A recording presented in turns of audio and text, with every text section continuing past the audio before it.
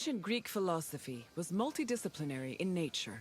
In addition to wisdom and logic, philosophers also studied and taught math, geometry, music theory, and even medicine. Originally, Athens had no official school buildings for higher education. Sophists and philosophers taught either in private homes or in public spaces like the theater. To recruit young pupils for long-term curricula, they also held classes in gymnasia, where young Athenians underwent physical training. The Cynosarges was a sanctuary to Heracles, located in the south suburb of Athens. At the beginning of the 4th century BCE, Antisthenes used this sanctuary as a teaching spot for his school of philosophy, the aptly named Cynicism. Any free citizen was allowed to involve themselves in the Athenian democratic process.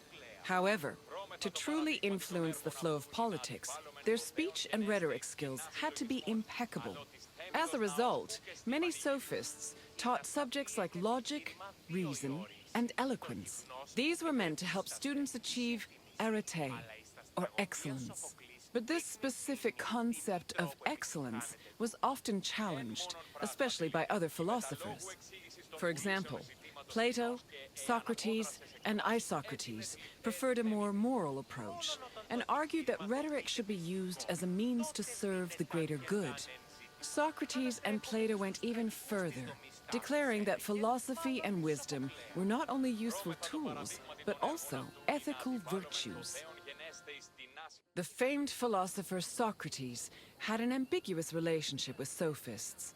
In Plato's dialogues, Socrates is portrayed as being in constant opposition with the famous sophists of his time.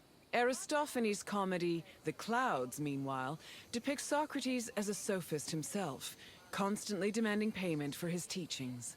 Socrates was in fact very poor and made no money off his teachings.